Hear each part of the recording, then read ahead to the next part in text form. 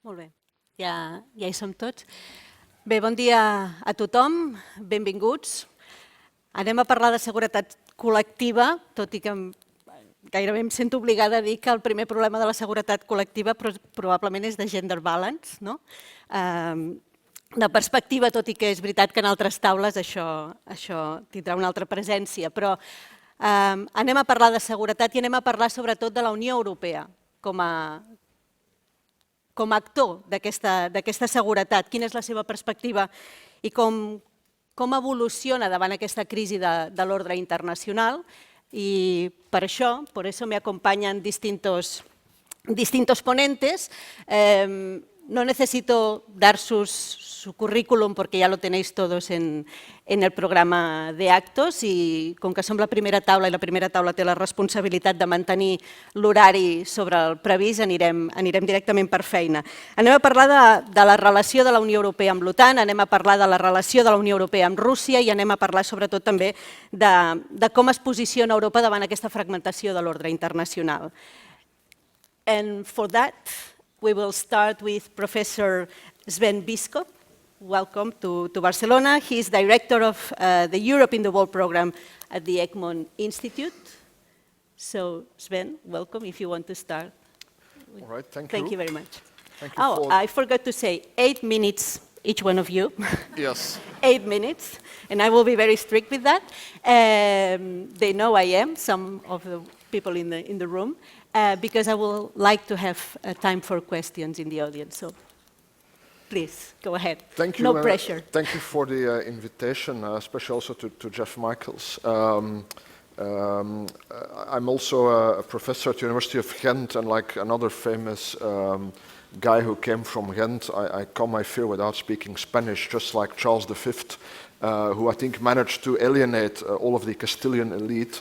I will try not to do that anyway. We're in Barcelona, so voila. My take on what this war means for the world order is very simple. It confirms what we already knew. I know there's always a temptation to say everything has changed since the 24th of February. I'm actually not convinced that so much has changed, except for that this time, as compared to the 2014 invasion of Ukraine, we decided to engage a lot more. But otherwise, it's the same. So my main takeaway at the global level is that this war confirms that we are in a multipolar world. And that's good news, because the alternative would be a bipolar world, meaning basically we and the Americans against the Russians and the Chinese, a new Cold War and a decoupling. And that would be bad, because it would be an economic catastrophe for Europe. It would make it impossible, I fear, to have an effective climate policy.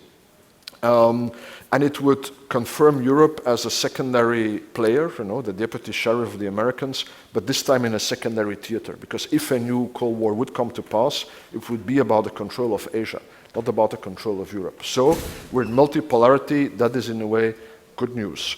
Multipolarity means that you have different powers, and some of them are closer to each other than to others, but in the end, each power pursues its own interests and its own priorities. And no power will allow another power to let it determine its relations. And the clearest example is China. The Chinese will not let their relations with us or the Americans be determined by Russia. And so I think if China had decided to back Russia to the extent that we back Ukraine, that would have been a tipping point. Then we would have fallen into a new Cold War. But they haven't. Rhetorically, they're very close to Russia, but their actual policy is more like non-intervention. They definitely do not reduce their relations with Russia, but they're also not doing anything more to support them.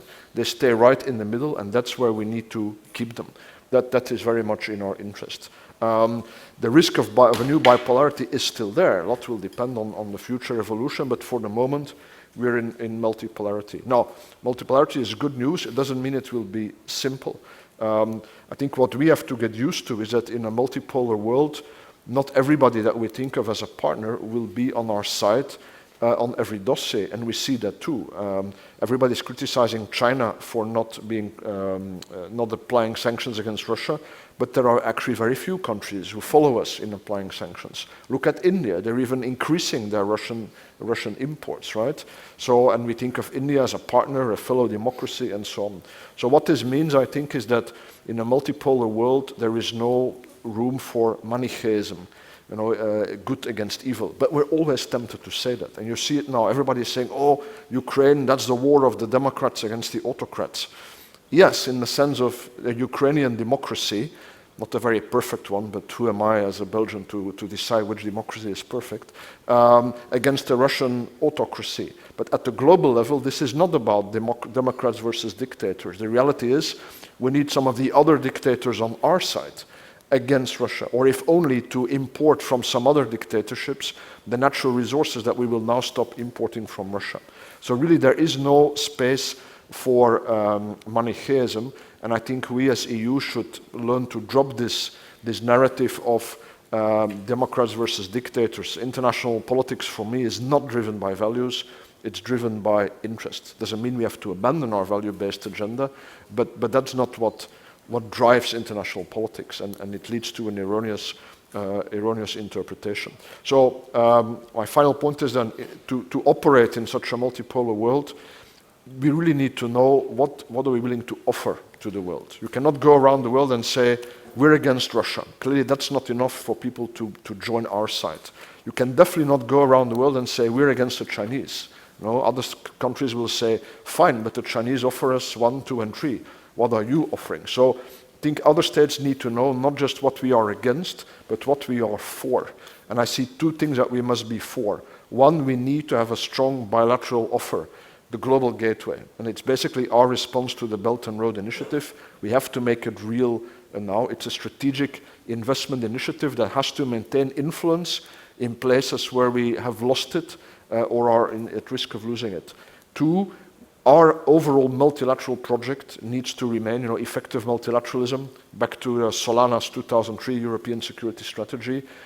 I would say that the overall project for the EU should be one world, not the airline alliance, because I actually saved my miles in the Star Alliance. So Star Alliance is the EU for one world, by which I mean one world order with one set of rules to which all states subscribe, because it brings them the political and certainly the financial and economic stability that they need to pursue their interests.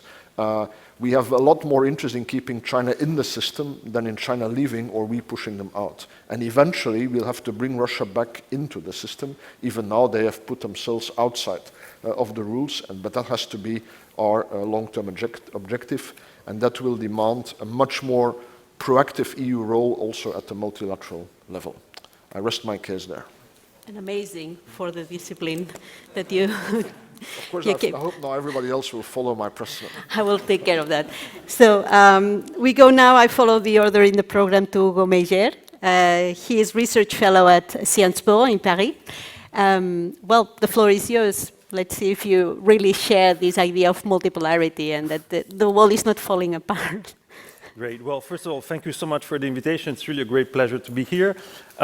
So my starting point will be that today what we're witnessing is the awakening of Europeans to the geopolitical realities of our time.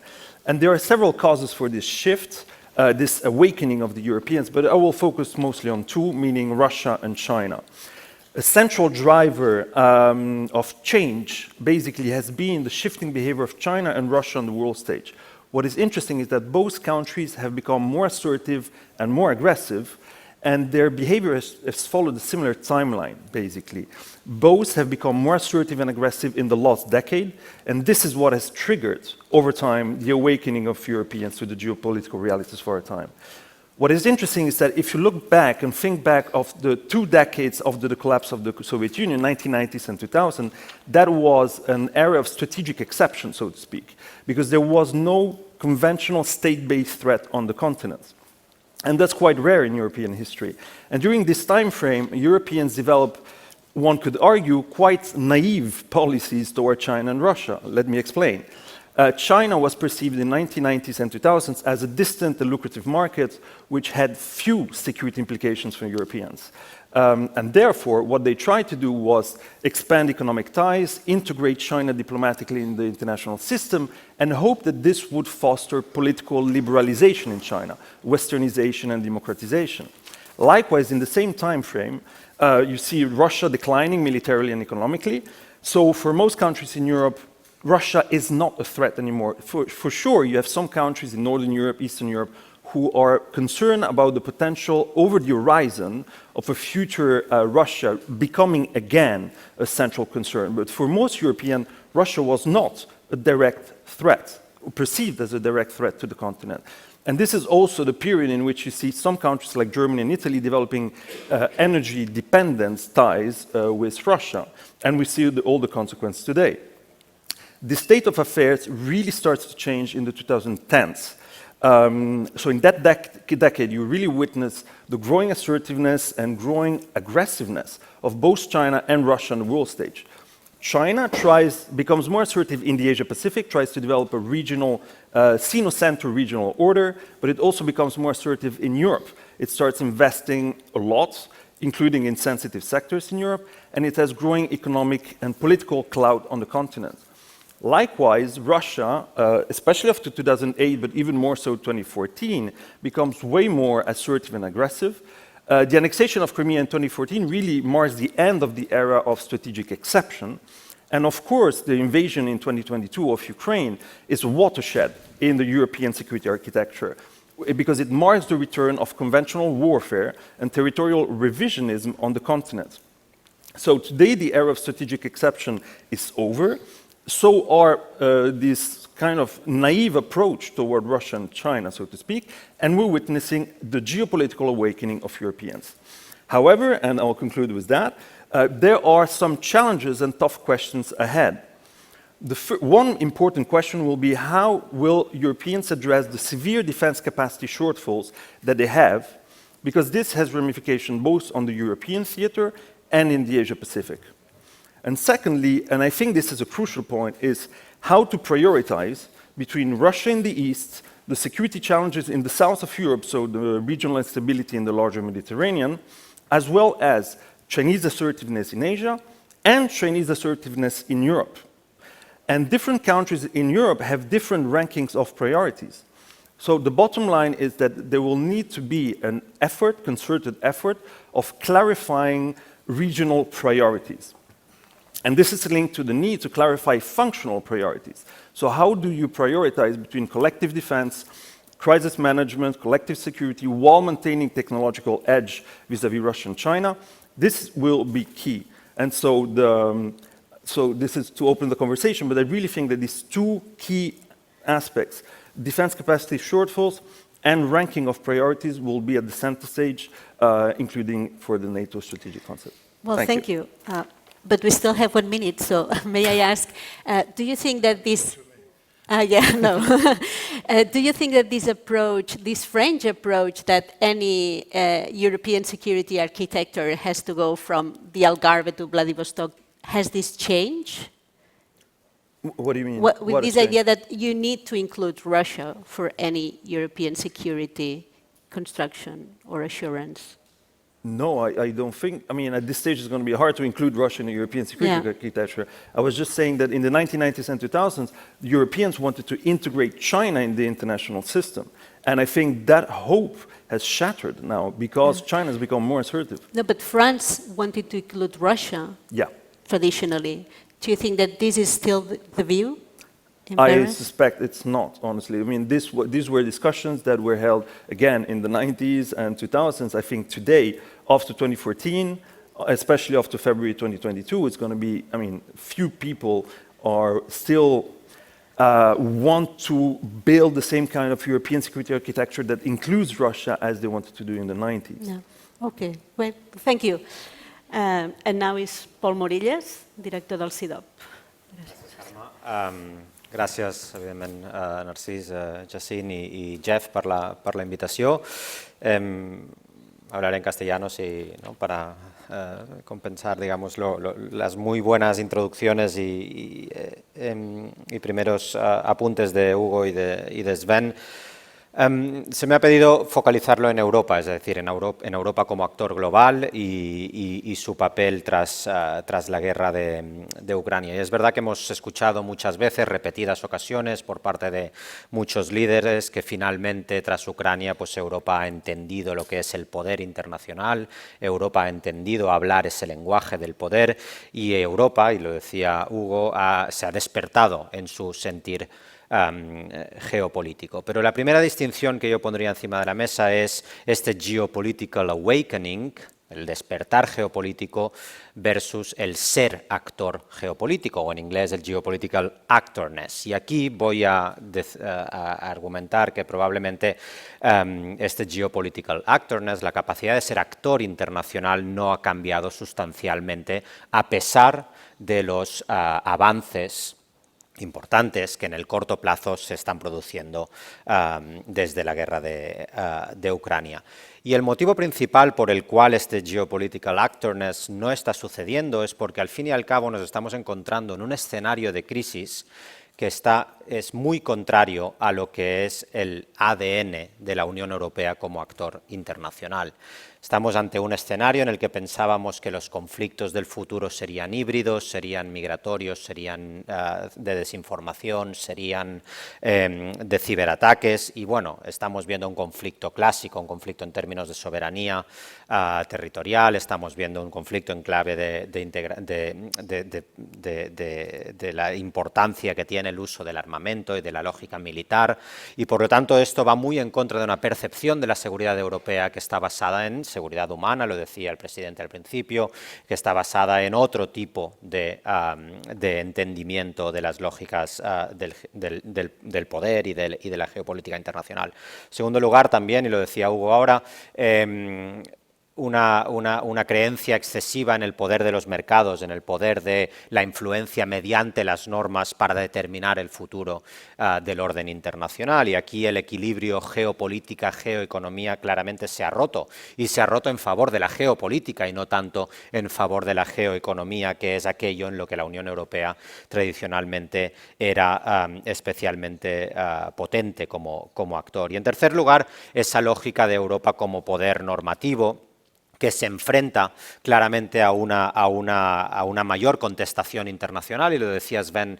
en su intervención, el papel que ha tratado de unificar Europa en torno a la crítica a la acción de Rusia, la condena a la acción de Rusia, se ha encontrado con un Global South muy reacio a formar parte de esta confrontación bipolar entre lo que representaría Occidente, la Unión Europea, la OTAN y demás, versus lo que representan las, llamémosle, nuevas potencias, ¿no? Las potencias emergidas como China y Rusia. Por lo tanto, sin tener en cuenta el papel y la voz que el Global South está expresando, Sven dijo India, pero también es Sudáfrica, también, por supuesto, es China, son muchas otras potencias internacionales, también Turquía en cierta medida, están expresando una reticencia a seguir la lógica de la narrativa europea occidental en torno a este conflicto. Por lo tanto, se ensancha también la distancia entre la concepción de lo que es el orden internacional por parte de los distintos poderes internacionales. Y decía que en el corto plazo esto quizá no es tan perceptible, porque efectivamente en el corto plazo la Unión Europea pues ha puesto encima de la mesa la capacidad de gastar conjuntamente y enviar armamento mediante recursos conjuntos a Ucrania. Se plantea la compra conjunta de gas para el abastecimiento, para garantizar el abastecimiento, y sigue un poco la senda de lo que ha sido también el Fondo de Recuperación Postpandemia, en el cual efectivamente se ha dado un paso adelante en la visión europea, ¿no? En la integración europea ante estas dos crisis tan juntas como son la pandemia y Ucrania, ¿no? En el corto plazo es cierto, hay avances y hay que decirlo, y son buenos los avances, pero en el largo plazo la pregunta para mí es cómo pasar del geopolitical awakening, es decir, darnos cuenta que el mundo nos demanda más acción geopolítica, versus el geopolitical actorness, ¿no? Y aquí creo que lo fundamental es que nada sustancial todavía ha cambiado por parte de la respuesta de la Unión Europea a la crisis de Ucrania, más allá de esos avances en el corto plazo. El gasto militar que se está realizando adicionalmente en muchos países de la Unión Europea todavía sufre de un nivel de coordinación en el gasto y de un nivel de integración en el gasto militar evidente. No estamos avanzando claramente en eso que llamamos el pilar europeo de la seguridad transatlántica, el pilar europeo dentro de la OTAN. Ahí todavía estamos más bien dándonos cuenta que en términos de seguridad y defensa, quien es el actor fundamental, y todavía lo será más en el futuro, es la OTAN. Eso no significa que la Unión Europea no tenga ningún papel que jugar. Probablemente su papel como actor político que refuerce ese brazo de gasto de defensa militar será necesario en el futuro, y debemos de tener en cuenta que la Unión Europea ha sido buena siempre y cuando ha complementado y ha coordinado su papel con el de la OTAN, pero todavía nos falta un paso adelante en el componente político, en las capacidades industriales, en las capacidades de gasto, en el mercado único en materia de defensa. Todas esas cuestiones están todavía por hacer por parte de la Unión Europea frente a ese resurgimiento de la importancia de la OTAN. Voy mal, ¿no, Karma? Segundo, ¿cuándo? ¿Un minuto? Vale. Segundo, corremos el riesgo de que cuanto más dure la guerra, más importantes serán las divisiones estratégicas dentro de la Unión Europea. Y quizá, al final, la guerra de Ucrania puede asemejarse a las consecuencias de la crisis del euro y de los refugiados de manera más clara de lo que estamos viendo ahora mismo, porque ya hay discusiones entre aquellos que dicen apoyo incondicional a Ucrania versus aquellos que dicen Rusia es demasiado grande como para dejarla de lado de ese orden de seguridad europea. Por lo tanto, esta división que se ha reforzado y se está reforzando se reforzará todavía más cuanto más larga sea la guerra. Y finalmente, si no damos un paso adelante en la política exterior europea, en el papel global de la Unión Europea, en cuanto a mecanismos de toma de decisiones, reforma de esos mecanismos de toma de decisiones y reformas institucionales necesarias, la Comunidad Política Europea de Macron, la Unión de Uniones de Draghi, etcétera, etcétera, si no damos pasos adelante en reflexionar sobre el futuro de la integración europea, acompañándolo de ese cambio del orden internacional, quizá nos quedemos cortos en la ambición de ser un actor geopolítica. Y finalmente, última frase, es la idea del poder de la Unión Europea. Yo creo que deberíamos de empezar a entender que el poder será en el futuro, como lo ha sido siempre, multifacético. Cuando hablemos del poder europeo no hablaremos del poder solo en seguridad y defensa, hablaremos del poder en todas sus componentes. Hablaremos del poder comercial, hablaremos del poder verde, hablaremos del poder digital, y todas esas dimensiones del poder y de mercado creo que van a volver a ser importantes cuando lo peor de la guerra de Ucrania lo hayamos dejado atrás. Entonces, no confundamos la necesidad de ser actor geopolítico con la necesidad de hablar solo un lenguaje del poder, que sería el de la seguridad y defensa, sino hablemos los lenguajes de los poderes desde Europa, porque al fin y al cabo, y aquí estoy con Sven, ha cambiado muchas cosas, pero hay elementos sustanciales de la transformación del poder en el orden internacional en el cual Europa tiene algo más que decir que las alianzas militares y de seguridad, pero que para ello tiene que, por supuesto, entenderlo de esta manera. Lo dejo aquí. Muy bien, gracias. Pues Federico Torres Muro, que es director general de Política Exterior y Seguridad del Ministerio de Asuntos Exteriores, Unión Europea y Cooperación. ¿Cómo se inserta España en este debate? Bueno, muchas gracias a la Universidad Pompeu Fabra y gracias al IBEI. Un saludo muy particular al presidente Narcís Serra, miembro de una generación irrepetible en la política española. Yo voy a hablar un poco de la OTAN, ¿no?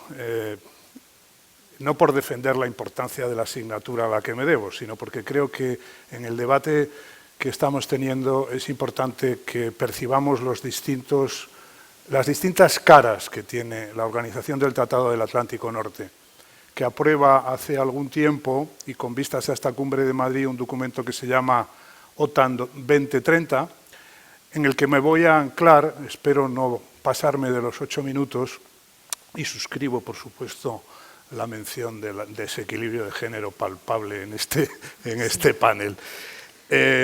Vamos a ver, en primer lugar, ese documento nos habla de la necesidad de reforzar el vínculo transatlántico y la dimensión política de la alianza. Ya se ha dicho que esta es una alianza defensiva, que es una alianza de democracias.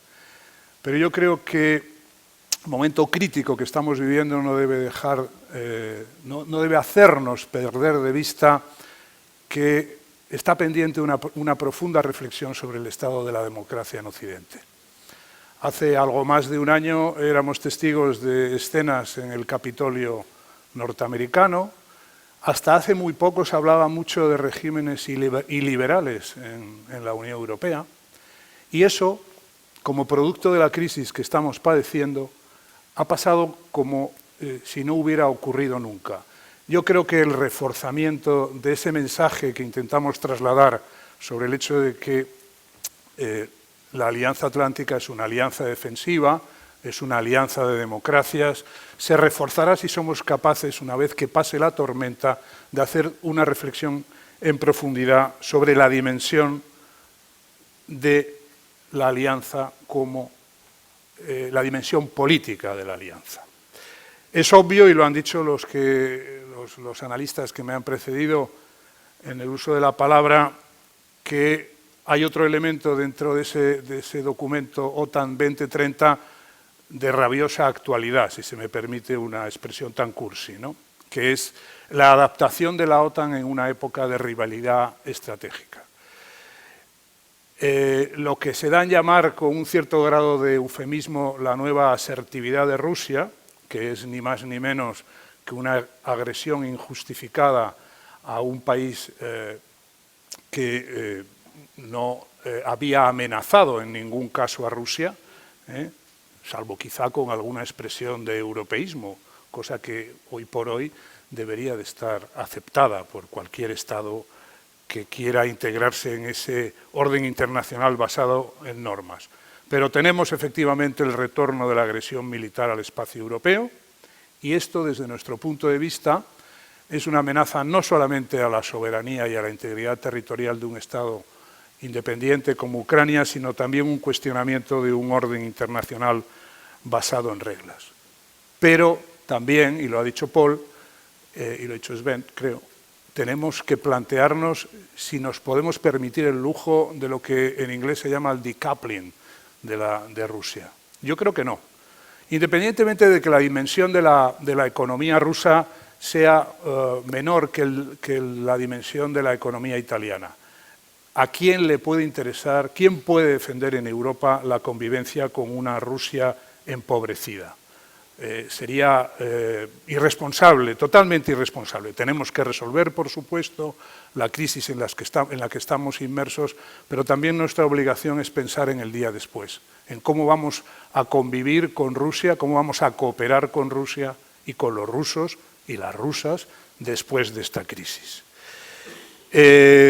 Dentro de esa adaptación a la rivalidad estratégica, obviamente, y ya se ha hablado de ello, tenemos que tener en cuenta a China, un actor sobre el que hay distintos enfoques en la Unión Europea y en Estados Unidos. Ayer el AVE da muchísimo de sí, he tenido casi 3 horas para poder leer y me he leído una intervención ayer en la Universidad George Washington de Blinken, el secretario de Estado norteamericano, que le recomiendo que lean, porque demuestra en primer lugar que tiene la valentía de sus convicciones, como dicen los sajones, y articula la política de Estados Unidos hacia China sobre la base de invertir en talento humano, buscar alianzas con países afines y competir.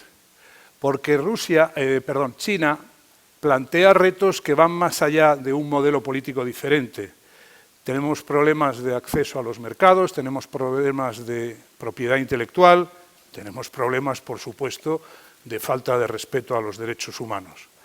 Y eso, por ejemplo, afecta a España más de lo que parece, porque nosotros hemos estado exportando un modelo en América Latina sustentado en cooperación al desarrollo, en inversión de empresas privadas y en diálogo político, en la consolidación de procesos de democratización sobre la base de consolidar instituciones democráticas y del respeto a la separación de poderes. Hay un modelo diferente.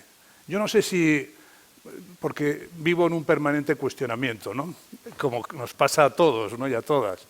Entonces, yo creo que el sistema que nosotros hemos estado implantando en América Latina, no imponiendo, porque lo hemos estado negociando con nuestros interlocutores, es mejor que un modelo en el que se concentra el proceso de toma de decisiones en la cúpula del Poder Ejecutivo, un modelo que no es respetuoso en lo que se refiere a las inversiones con el medio ambiente y con los derechos laborales.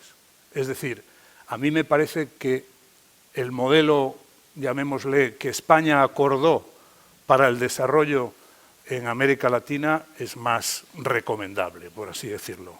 Me estoy pasando, Sí. terriblemente, ¿no? Sí. Bueno, hablaré luego entonces del reparto de la carga en materia de gasto de defensa. Yo creo que ahí se abre la posibilidad, y no lo veamos solo en términos de incrementar el gasto en armamento, veámoslo como una oportunidad también de que Europa, y en general las democracias occidentales, inviertan en investigación y desarrollo en la industria de defensa y busquen las sinergias con la industria civil. Ahí me parece que hay también un espacio importante para explorar.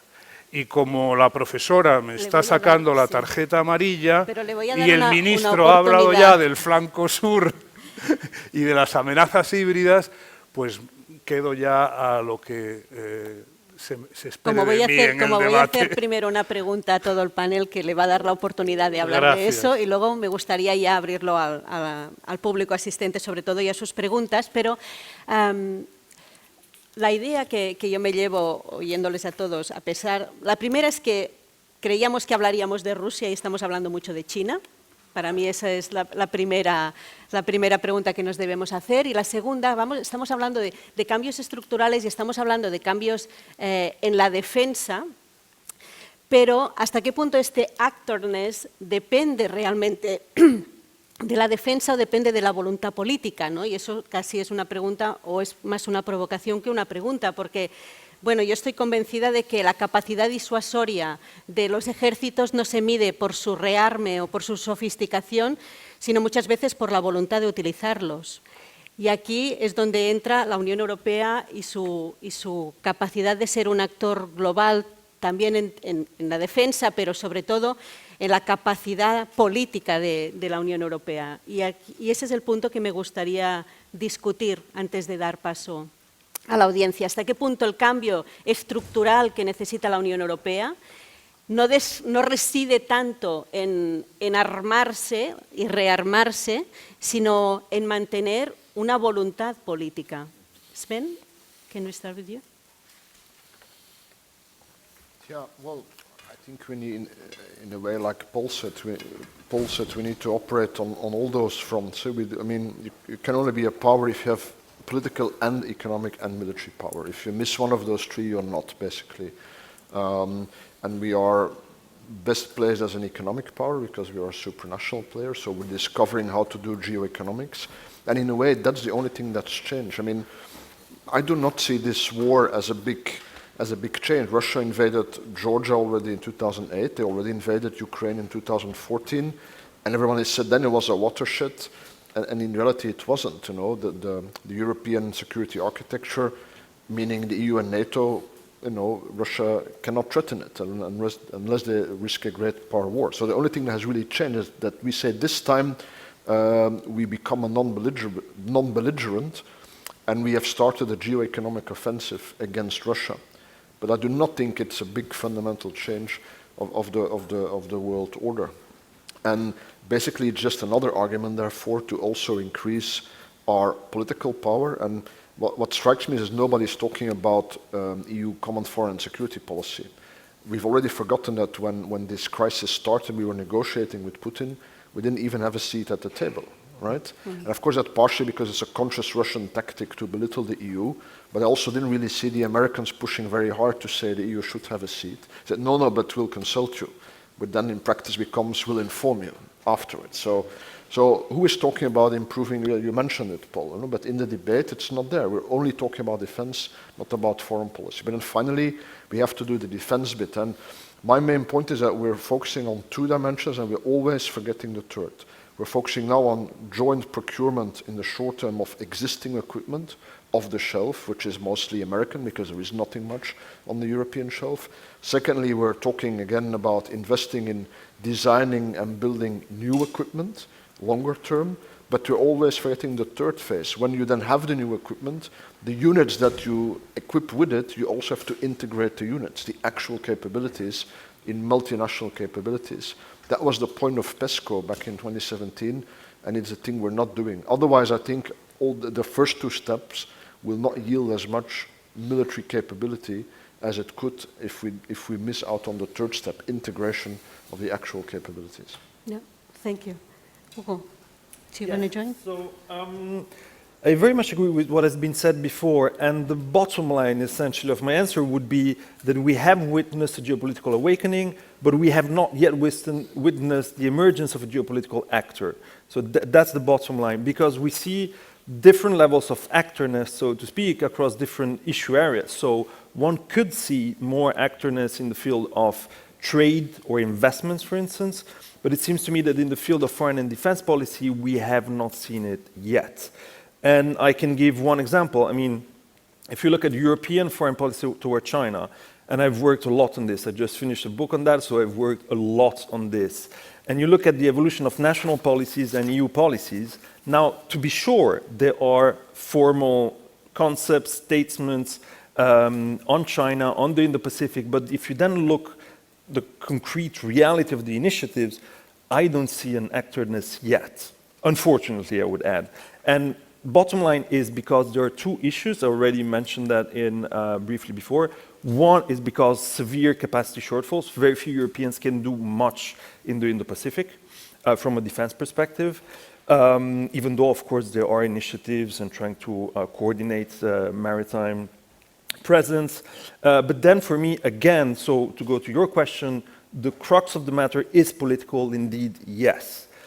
In the sense that, again, different countries have different strategic priorities. So for some countries, Russia is the priority. For some countries, Italy, I was born in Italy, so it's really the Mediterranean, regional stability in the Mediterranean. Then for some countries, Indo-Pacific is an emerging priority. For other countries, it is not. So at the core of the issue is it's really political, and I would specify really about regional strategic priorities. Mm-hmm. Mm-hmm. Thank you. Yeah. I don't want to sound very negative on the way we approach it, but I think that basically if by answering your question about what politics at the end of the day is what will determine the capacity of the EU to acting or not acting on the geopolitical realities. And I agree. I mean, at the end of the day is whether you have the political will to act as a union on things that you have always had a hard time in acting as a union, which is everything related to security and defense. But I would break it down to three aspects. Two of them are more positive. The third is really lagging behind. So in terms of awareness, I think that general awareness, both across the European Union, across the member states, and also by citizens and their importance of foreign policy issues to determine your future as societies, I think this has gained a lot of influence in the last few years, and particularly since Ukraine. I mean, everyone knows that the energy conundrum has a foreign policy dimension and has a defense dimension also, and many other dimensions that are on the level of foreign policy and international relations.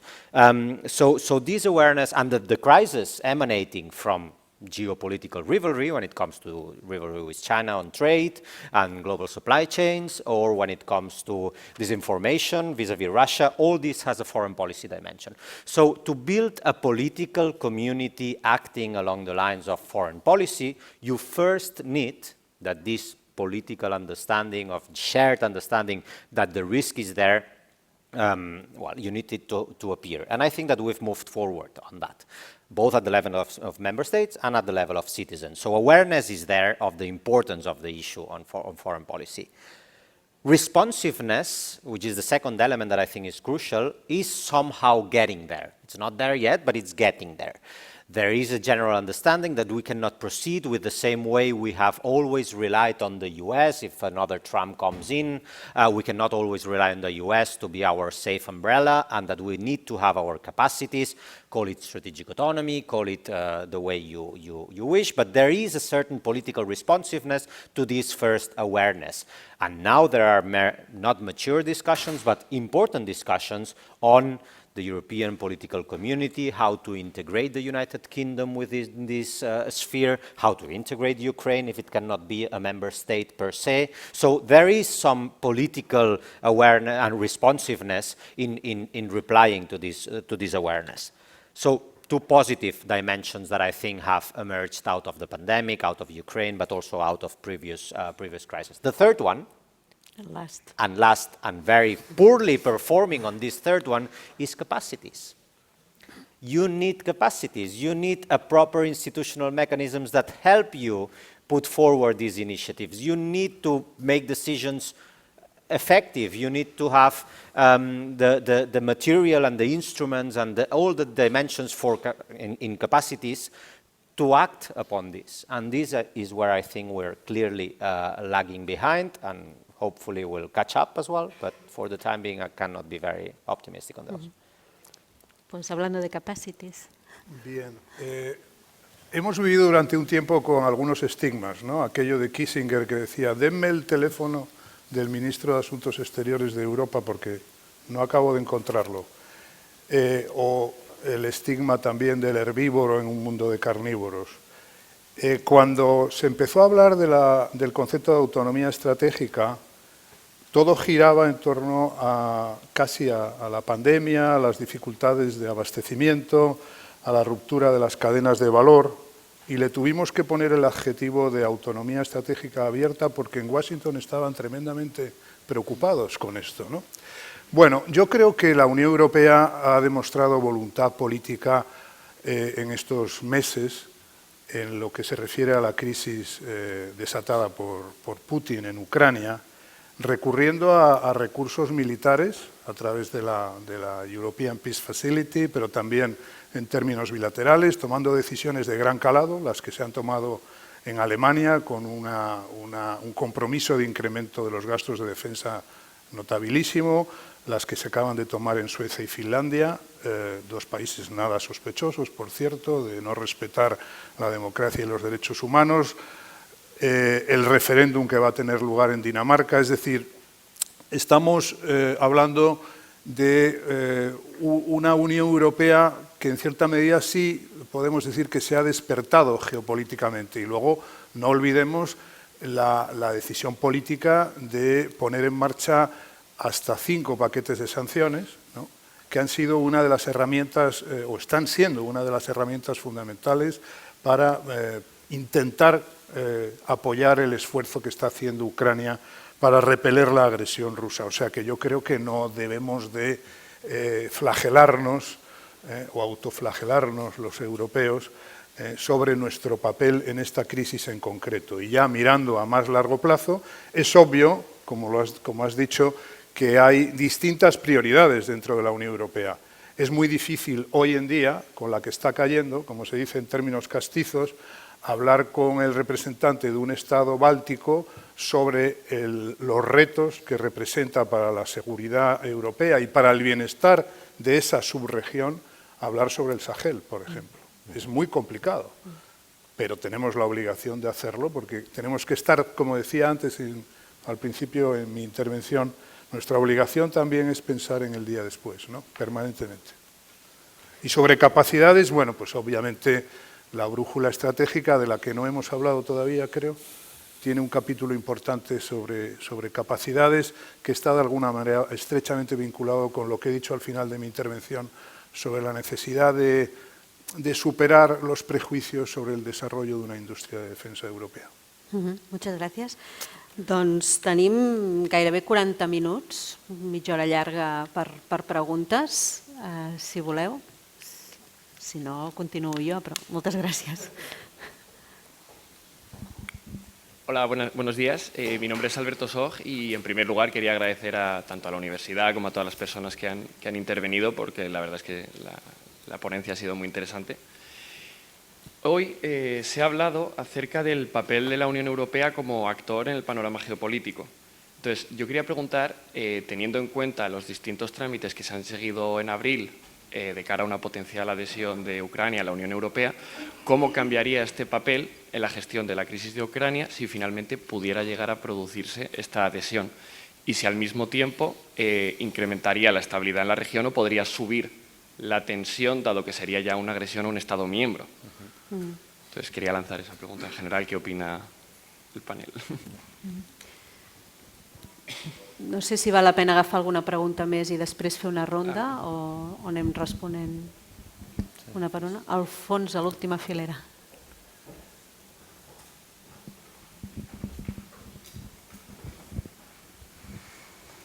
Hola, gràcies.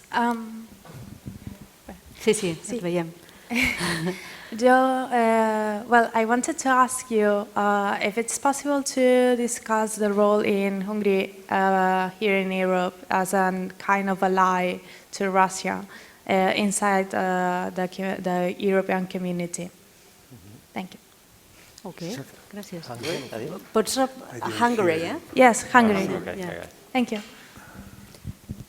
Ok, bueno, doncs podem fer una ronda. Maybe we can start now on the other side and we just follow the order now and you can start. Sure, but I didn't hear, sorry, the second question, the role of To whom? discuss the role of Hungary Oh, okay. as a Russian ally inside the European Union. You can start if you want. You can choose. Well, what can I say? So on the membership of Ukraine, of course, this will take a while. It's going to be very hard until there is political settlement of the conflict to have the completion of the process of accession. So everything will depend on the political resolution of the conflict in Ukraine. And maybe I should make a parenthesis to stress something which often in the public debate about the war in Ukraine, we hear and read a lot about sanctions and about arms transfers, or sometimes also about intelligence gathering. There's not enough discussion on the political dimensions of it, the specifics of the negotiations, because there are specific points that are being negotiated, and that's the crux of the matter. But so I divert slightly from the question, but I do think this is a crucial point. And Hungary, so Hungary has close ties with Russia. It has been, to some extent, an obstacle to advancement within the European Union, certainly. And given the current leadership, I mean, I will just say that I would suspect that it's likely to continue. I'll end it there. Sounding too diplomatic. Exacto. Sobre la adhesión, ¿me toca a mí? Sí, sí. Sobre la adhesión de Ucrania a la Unión Europea. Bueno, yo creo que tenemos que partir de la base de que, y es una obviedad lo que voy a decir, que Ucrania está en guerra, ¿no?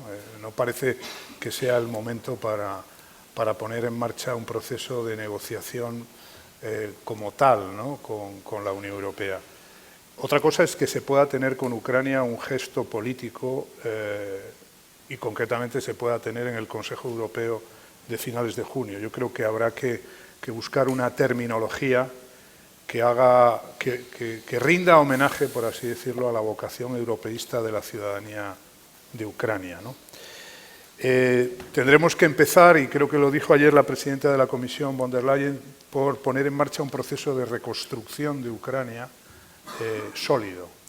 Y en ese proceso de reconstrucción de Ucrania yo creo que hay que incluir, además de elementos como la reconstrucción de infraestructuras, ese concepto de reconstrucción tiene que permear también a las instituciones ucranianas. O sea, tenemos que aprovechar ese proceso de reconstrucción que esperemos que pueda empezar cuanto antes, porque eso sería señal de que hemos superado ese conflicto, y que ese proceso de reconstrucción, como digo, vaya más allá del concepto estricto de reconstrucción de infraestructuras y consigamos reconstruir, con lógicamente el principio de apropiación ucraniano bien presente, una institucionalidad que pueda ser una interlocutora válida para la Unión Europea y eventualmente facilite el ingreso de Ucrania en la Unión Europea.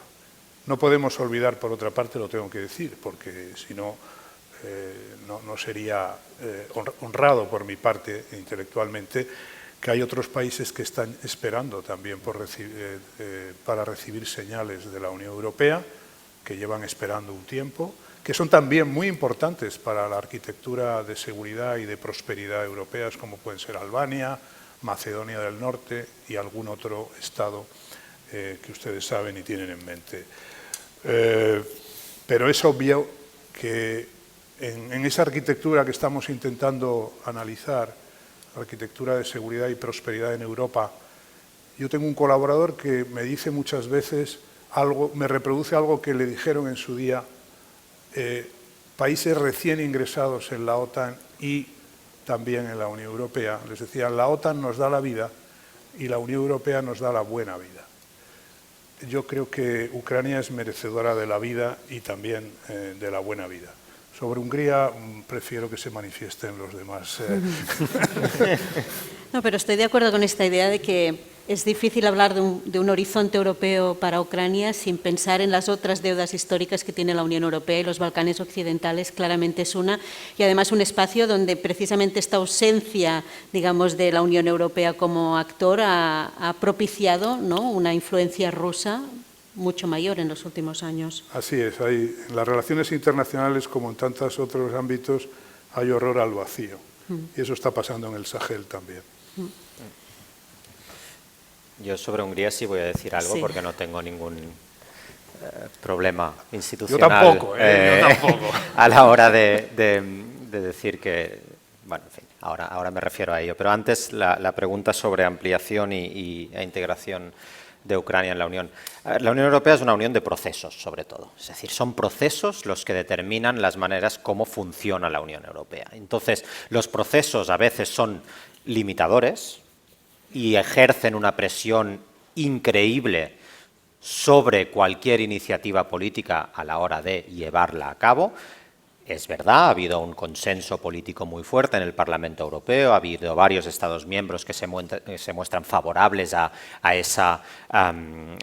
avanzar y a acelerar ese proceso, como también hubo una aceleración por motivos históricos de la ampliación de 2004, que se consideraba que políticamente tenía suficientemente peso para dejar atrás definitivamente la Guerra Fría, ¿no? Y que eso, la ampliación de 2004 iba a poner, digamos, la guinda del pastel de finalizar con la época de la Guerra Fría. Es decir, cuando hay voluntad política, los procesos se pueden modular, pero al mismo tiempo son un freno. Y en el caso de Ucrania, país en guerra, como decía Federico, y también país que está muy lejos, también lo estaba antes de la guerra, de cumplir con los básicos de los criterios de Copenhague, creo que hay mucho trabajo por hacer. Y entonces los procesos, la Unión Europea como unión de procesos, también, por supuesto, limitarán esa capacidad.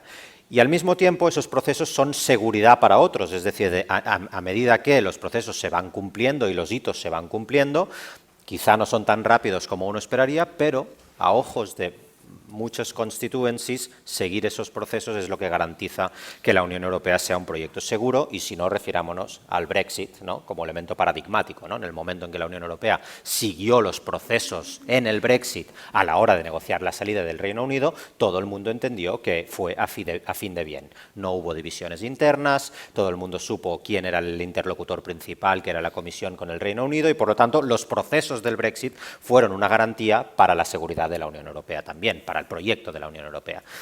Por lo tanto, seguramente son dos caras de la moneda, pero que hay que tenerlos en cuenta. Y Ucrania, pues es evidente, ¿no? Otra cosa son las iniciativas que salgan, ¿no? Si Comunidad Política Europea y demás, es como mecanismos para políticamente avanzar en eso. Pero eso es político, eso es political will, ¿no? Y si lo hay, pues se avanzará en un sentido u otro. Sobre Hungría, realmente, es decir, en el momento en el que la Unión Europea compromete sus valores fundamentales, aquello que está en su artículo 2, entonces poca Unión Europea hay. Y yo creo que tenemos que ser muy conscientes que el panorama estratégico y geopolítico ha cambiado, pero no la comunidad que es la Unión Europea en torno a esos valores. Si comprometemos eso, todo el equilibrio institucional y todo el equilibrio de funcionamiento de la Unión Europea se viene abajo. Es cierto que no tenemos mecanismos muy efectivos de implementar ese riesgo que es el quebrantamiento de los valores europeos, y el artículo 7 no funciona, e incluso cuando dijimos la condicionalidad en el paquete de reconstrucción post-pandemia lo limitamos a que no hubiese actos corruptos y que pudiesen poner en tela de juicio la entrega de recursos por parte de la Unión Europea, pero es que Hungría lo cumple todo. O sea, cumple corrupción, cumple, digamos, el gobierno, no el país, digamos, el gobierno actual cumple atentados contra minorías, cumple en materias de igualdad de género, incumple en todos los valores. Bueno, pues yo creo que aquí hay que hacer un esfuerzo para separar el grano de la paja, es decir, estamos hablando... El caso de Polonia es mucho más complejo que el de Hungría, por otro lado, vista la guerra de Ucrania, pero si comprometemos en valores aquello que la Unión Europea, porque el panorama geopolítico ha cambiado, entonces quizá comprometemos al conjunto de la Unión Europea, y eso sería claramente grave. Let me just pick up the question of Ukrainian membership. I honestly think it was a big mistake to talk about it. One, of course, Ukraine is definitely not ready, and there simply is no fast track to membership. It does not exist. And if you enter when you're not ready, it's even damaging for your economy. But two, I think it also geopolitically it doesn't work. We may not like it, but I fear that the reality is that for years to come, Ukraine will remain a buffer state between us and Russia. I mean, nobody wants to be a buffer state, and to be a buffer state is imposed upon you by the powers. And look at the history of my country, Belgium. It was never convenient to be a buffer state, but that was what the situation forced upon us. I think the reality is that Ukraine can only ever be a member of the EU and NATO if we have a fundamental change in our relationship with Russia. Because as long as we are in an antagonistic relationship with Russia, taking in Ukraine means that there is a big risk that we have to go to war to defend it. But we're not willing to go to war to defend it, right? And even taking it into the EU entails that commitment. There's Article 42.7, collective defense guarantee in the EU. So since we're not willing to go to war, we should not talk about membership of Ukraine. And frankly, I think von der Leyen went way too far when she went to Kiev, supposedly with the envelope with the application form, a nice photo opportunity, but she knew full well that the majority of governments in the EU were opposed to that. And now she, of course, it's sensitive to say that because everyone, you cannot be against Ukraine, but we must set our emotions aside and face the strategic reality.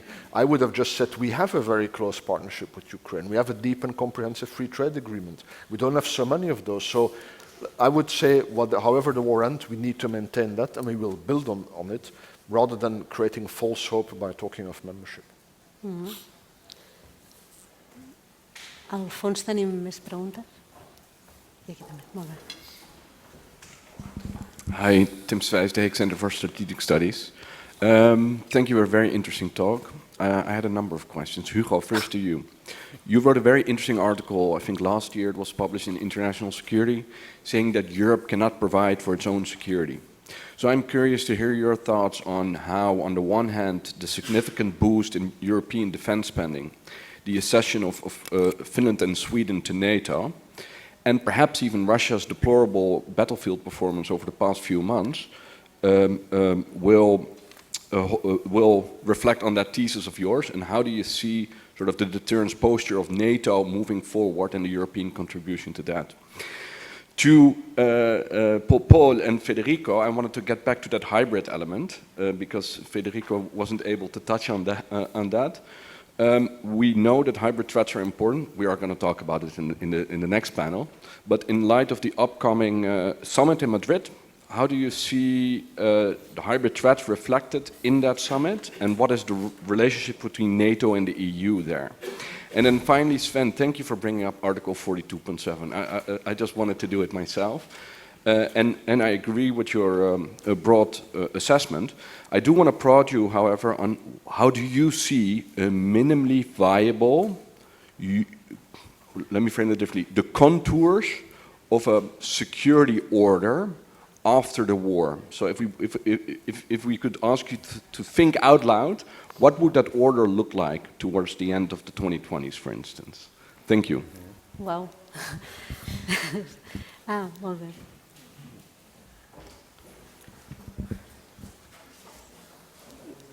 I després, sí, dos més aquí. Les agafaré Buenos totes. días, soy Buenos días. Laura Moreno de la Universidad de Nebrija en Madrid. A mí me gustaría preguntarle sobre el concepto de neutralidad. ¿Es una herramienta que sigue otorgando seguridad a Europa o a la Unión Europea?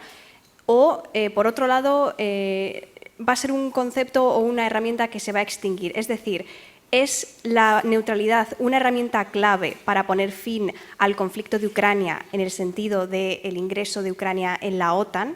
O, por otro lado, ¿este conflicto de Ucrania va a extinguir por completo esa neutralidad, debido ya que estamos viendo que Suecia y Finlandia están solicitando la adhesión a la OTAN y están, por lo tanto, quebrantando, digamos, su estatus de neutralidad? Muchas gracias. Gràcies, muchas gracias. Hi ha dos preguntes més aquí, sí. A la segona fila i a la tercera, sí. Rafael Bueno, de Casa Asia. Al final todos los caminos nos llevan a China.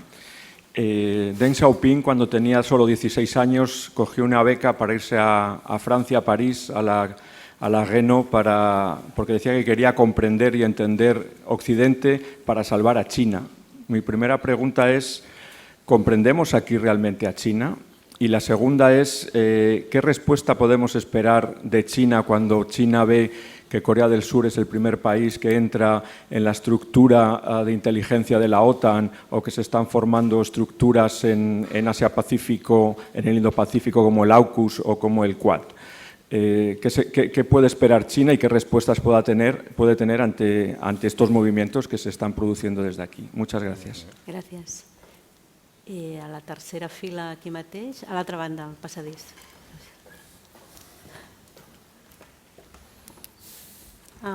Gracias, Miguel Medina, de la Universidad Tabat Oliva. Seguramente si algún diplomático turco estuviera en esta sala, se frotaría las manos. Crisis del orden internacional y seguridad europea difusa, multidimensional, multifacética. No sabemos dónde están los límites de Europa, qué es Europa, qué no es Europa.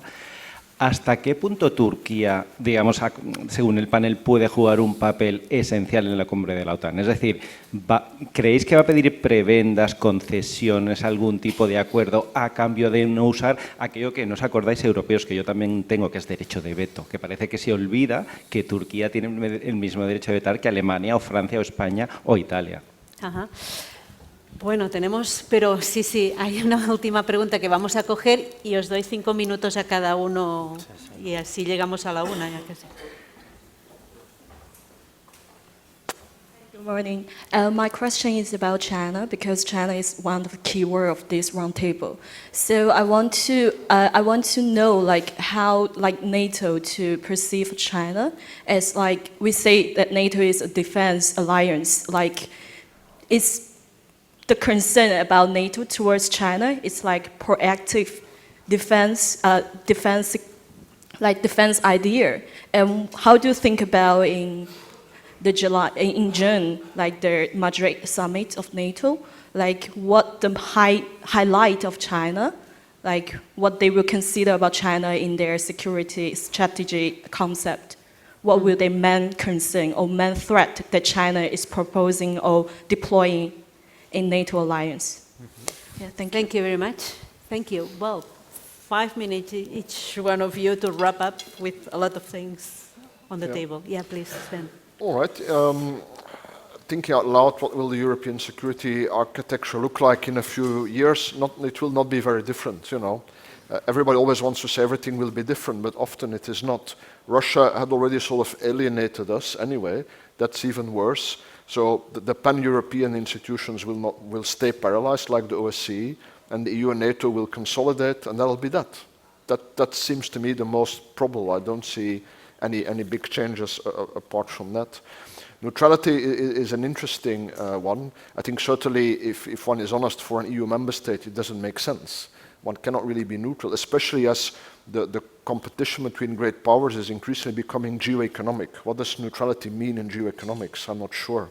Just before coming here, the day before yesterday, I had a Swiss delegation at Egmont, and Switzerland, they adopted sanctions against the Russian oligarchs, and then rather quietly they unfroze all their assets, right? So they're discovering it's very difficult to stay neutral. They were a bit more quiet about the unfreezing than about the freezing. So I think neutrality for an EU member state makes no sense. But as a buffer state for Ukraine, again, that will, whether it's formally neutrality or not, but that will be its position. I thought that tactically, in the negotiations before the invasion, we said way too fast, we cannot talk about it. And actually, after the invasion, Zelensky said, oh, we can talk about it. It probably would not have made any difference with hindsight, because probably Putin didn't really take the negotiations that seriously anyway. But I think we made a tactical mistake there. On China, I think what we need to learn is to distinguish between China's domestic model, which obviously we greatly dislike and we rightly dislike, but that does not mean that because it's a dictatorship that therefore everything it does in foreign policy is illegitimate. A lot of what China does is what we also do. We're just not used to being a target anymore. So my strong conviction still is number one priority of EU foreign policy should be to find a modus vivendi with the Chinese. Of course, that will also depend on what they do. And the more assertive and aggressive they become, the more we will see China only as a rival. But for the time being, they are, as the EU said, a rival, a competitor, and a partner. And we'll have to see how that evolves. I mean, if they provoke a Cold War, so be it. We have absolutely no interest in provoking a Cold War ourselves with the Chinese. And again, look at what they're doing in the war on Ukraine. The world is not just divided into camps. It's a multipolar world, and we should keep it multipolar. On Turkey, I mean, Turkey, I think, in reality has been the odd one out for a long time in NATO. Again, to be a bit provocative, if tomorrow somebody invades Turkey, right, which European government is going to deploy its armed forces to defend the borders of Turkey? I do not see that. I do not see that. Is Turkey going to be an EU member? No, it's never going to be an EU member. No, so we should really get. I know it's difficult because we're waiting for them to say we don't want it anymore, and they're waiting for us to say we don't want you anymore, right? So we're stuck. But we should get out of this and find something new, a new category. And finally, on NATO and China, I can be very brief. NATO should not waste too much time on China. Let NATO deal with Russia, and we make foreign economic policy towards China through the EU and in close consultation and direct EU-US dialogue so that the folks at NATO can focus on what they're good at, which is defense and deterrence, which concerns Russia for now rather than China. Thank you. Thank you. So following up on Sven's comment, bueno, sobre la neutralidad, ¿no? Y buena pregunta, pero lo que creo que es fundamental entender es que realmente neutrales, esos países, Finlandia y Suecia, no son. Es decir, pueden ser no alineados hasta ahora en cuanto a membresía a la OTAN, pero participan de operaciones conjuntas en la OTAN, tienen sus ejércitos alineados con los estándares de la OTAN. Como decía Sven, forman parte de la Unión Europea y, por lo tanto, en principio también están sujetos al 42.7. Por lo tanto, digamos, neutrales tampoco. Para mí la cuestión que plantea interesante esta adscripción, digamos, voluntad de adhesión a la OTAN son dos cosas. Uno, ¿hasta qué punto en materia de defensa y seguridad en buena medida, pero defensa seguro, se están alineando la Unión Europea y la OTAN en torno a la misma concepción? Es decir, si cada vez hay menos países de la Unión Europea que no forman parte de la OTAN, eso significa que en materia de defensa quizá hemos entendido o vamos a consolidar el hecho de que quien importa es la OTAN y por lo tanto la Unión Europea tiene otros quehaceres, no menos importantes, pero en otro orden de cosas. Y segundo tema importante que me parece alrededor de Finlandia y Suecia es hasta qué punto estos países, con unas políticas exteriores y una reticencia al uso de la fuerza convencional en conflictos internacionales, van a condicionar el debate estratégico de la OTAN, dentro de la OTAN. Probablemente es todavía too early to say, ¿no? Es decir, ahora estamos pensando en su entrada y estamos pensando en los mecanismos de defensa colectiva ante la asertividad rusa y todo lo que significa. Pero en cualquier caso, digamos, en una alianza como es la de la OTAN, unas voces que siempre han sido más proclives a una política exterior, hablo de Suecia, dirigida a, por ejemplo, la agenda de mujeres, paz y seguridad, por decir algo, eso condicionará la manera como la OTAN piensa en seguridad. Para mí es una pregunta relevante a la cual no tengo respuesta, pero que yo creo que merece la pena pensarlo. Y entonces, ante esa configuración, la tercera pregunta que emana de eso es, entonces, ¿la Unión Europea qué hace, ¿no? ¿Cuál es su valor añadido respecto a este nuevo orden? Y aquí insisto en lo que decía anteriormente, en algún momento volveremos a concebir el poder de una manera más plural de lo que lo estamos concibiendo ahora en el marco de la guerra en Ucrania, y entonces ahí es donde la Unión Europea todavía tendrá una razón de ser en su política exterior, y tendrá que ser probablemente una razón de ser que alinee los conceptos de autonomía estratégica y demás, no en torno seguramente en seguridad y defensa, sino en torno a la acción exterior en general. Porque eso seguirá siendo necesario. Es decir, la componente política de la OTAN probablemente todavía se buscará fuera de la OTAN y se buscará probablemente en el seno de la Unión Europea. Entonces, cuando todo esto haya pasado, o digamos estemos en otro escenario, volveremos a pensar que qué lástima que no tenemos una Unión Europea fuerte en política exterior y de seguridad para condicionar también las otras agendas, las otras dimensiones del poder que son tan importantes, por ejemplo, como decía Sven, por lo que se refiere a la relación con China, y también se ha preguntado. Lo dejo aquí. Bueno, es un poco la reflexión francesa, ¿no? Eso de ir cada vez acercando más a la Unión Europea de la defensa con la OTAN no es lo que precisamente busca París. Salvo que París, siempre que tiene... Bueno, soy diplomático, siempre que tiene la ocasión va en contra de eso, ¿no? Es decir, en el lenguaje efectivamente hay una voluntad de mayor integración, una voluntad de avanzar en la integración europea en esos asuntos. Después, cuando se plantea un uso, y ahí me acuerdo porque fue la primera opinión que escribí para CIDOP cuando entré como investigador, cuando se plantea para Francia si se remite a un artículo intergubernamental como el 42.7 en materia de seguridad y defensa y de colectividad, o se da más peso a las instituciones europeas y demás mediante el 222, ¿no? El 222 del Tratado de Funcionamiento, París inequívocamente siempre utiliza el 42.7 y el intergubernamentalismo. Sí. Y es verdad que París aquí, ¿no? Vol i dol, ¿no? Sí. ¿No? En catalán pues sí. es esto, ¿no? Posibilita políticamente, pero frena a nivel de decisiones. Muy bien. Federico. Sí, bueno, primero sobre amenazas híbridas. Bueno, yo creo que lo que hemos estado hablando en este panel respalda el hecho de que dentro del concepto estratégico que esperamos que vea la luz a finales de junio y que se hará público porque es un documento público, recoja referencias muy precisas a estas amenazas híbridas. Y tiene que ver con lo que hemos estado hablando sobre el estado de nuestras democracias, porque voy a enumerar 4 o 5 rápidamente para no alargarme de esas amenazas. La injerencia en procesos electorales, las campañas de desinformación, la utilización de la energía como un arma del suministro energético, la manipulación de flujos migratorios y el consiguiente tráfico de seres humanos, por no hablar de algo de lo que se hablará en algún panel a lo largo del día de hoy con mayor conocimiento de causa, que es la gobernanza del espacio exterior y la cuestión de la ciberseguridad. Sobre neutralidad, yo creo que, siendo por una vez esta mañana poco diplomático, no veo mucho margen para la neutralidad en estos momentos en Europa. Los austriacos lo siguen teniendo a gala, por supuesto, y siguen teniendo un espacio propio dentro de la Unión Europea. Yo recuerdo cuando estaba en aquel momento en Estrasburgo y era la presidencia de turno del Consejo de Europa de Austria, y se tuvo lugar en aquel momento la primera señal de alarma, que fue la ocupación de Crimea.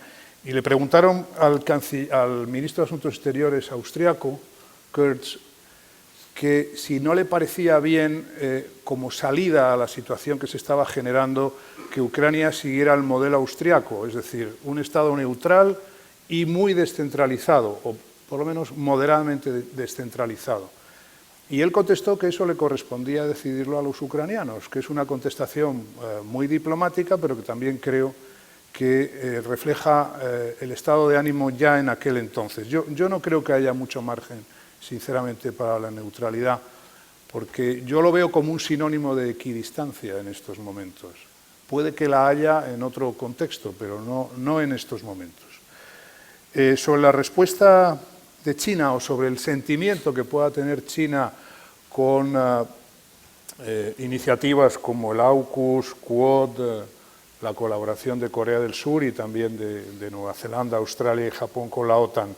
Bueno, yo creo que sigue habiendo un margen para cooperar con China en lucha contra el cambio climático, en salud global, incluso en buen gobierno de las instituciones financieras internacionales. Pero China tiene también que poner algo de su parte, ¿no? Es decir, yo creo que hemos recorrido nosotros más camino en la búsqueda de un buen gobierno internacional. Nosotros, quiero decir, la Unión Europea en este caso, que China. Y luego, en cuanto a la conceptualización de China en el concepto estratégico, bueno, los europeos estamos bailando entre el rival sistémico, el socio estratégico, en fin, tenemos todavía que hacer un esfuerzo para ver cómo queremos conceptualizar China. Hay una presión evidente a que en el concepto estratégico se conceptualice a China en unos términos muy parecidos a los que se conceptualice Rusia. Pero yo creo que también ahí tenemos que hacer un esfuerzo de imaginación, porque estamos hablando de un documento, el concepto estratégico, que tiene una vocación de permanencia de 10, 12 años. Sobre Turquía, obviamente, a Turquía le va a corresponder un papel importante en la cumbre. Yo creo que es un aliado importante. ¿Cómo decirlo? El peso de la OTAN en el escenario internacional, si nos lo creemos de verdad, se deriva también de la diversidad, de ser capaces de integrar estados o sociedades que son muy diferentes entre sí. Y a mí me parece que Turquía tiene que estar, es mejor que esté dentro de la OTAN y que hablemos mucho con Turquía. Y por supuesto coincido con Paul que el ingreso de Finlandia y Suecia van a introducir elementos nuevos dentro de la organización y van a potenciar, ¿cómo decirlo?, valores y principios que están presentes en el Tratado de Washington, pero que a lo mejor necesitan un poco de, ¿cómo se dice?, de abrillantado, ¿no? Muchas gracias. Como hicieron cuando entraron en la Unión Europea, ¿no? También trajeron nuevas políticas medioambientales. Así es. Yes, okay, well, first of all, thanks for the question. All great questions. I could talk 1 hour about it, but I'll keep it short. I'll start with the neutrality question because I think it's really interesting and important. So there have been several rounds of negotiations so far between the Ukrainians and the Russians, and from everything we know, which is open source basically, we know the specific points of the negotiations. And so these include the future status of Donbass, essentially, the recognition of whether Crimea will be recognized as Russian or not. There's the question also of the Russian language, the recognition of the Russian language as official language in Ukraine. And there's the crux of the matter, which is neutrality. And this is something that the Russians have asked. So far, the official position of the Ukrainian government has been that they're willing to consider it, yes. In exchange, however, they want a security guarantee. And this is where it gets tricky, because they are trying to negotiate. So they wouldn't enter NATO, but they would negotiate a security guarantee bilaterally or multilaterally, and they're already in talks with Italians, French, Brits, Turkey, and several other countries. And if you listen to what government officials say, they say we want an equivalent to Article 5 of NATO, which is very surprising, honestly, because it means neutrality, so we don't enter NATO, but we want a sort of backdoor, and we want an Article 5. And this, I think, over time, when the situation, military situation becomes less fluid, and as negotiation restart, this will be a central bone of contention. So I think it's a very good question. On China, again, I wrote a book, I could talk hours about it.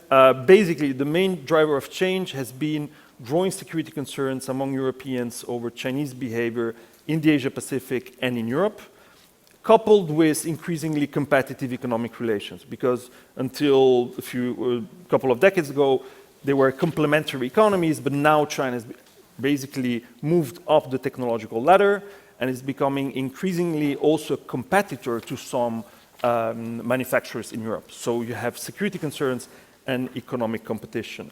Europeans have responded by, in several areas, 5G, foreign direct investments, anti-coercive measures, Indo-Pacific strategies, and so forth. And the position of the EU is a balancing act. So they say, it's clearer what is not than what it is. Basically, it's not equidistance between the US and China. It's not containment of China, but it's not systematic alignment with the US. And concretely, it means we will be aligned with the US or not, depending on the issue area. Okay, that's the general approach. What about NATO? China is basically formally on the NATO agenda since 2018. NATO has developed several work strands to deal with China, technology, military modernization, rules-based order. But the bottom line, in my view, is that NATO will be able, most competences in these areas are either member states or EU competences. So NATO will be able to provide guidance, best practices, overarching guidelines, but it's hard for me to see a specific direct role of NATO as an institution in these issue areas, but I'm happy to be proven wrong. And I'll try to be brief on the question, on Tim's question, because it's a huge question. The question refers to an article in which I wrote, which the argument was, if the US withdraws from Europe, can Europeans defend themselves autonomously? And the answer was most likely not at this stage because of severe defense capacity shortfalls and this divergence in threat perceptions that we discussed before.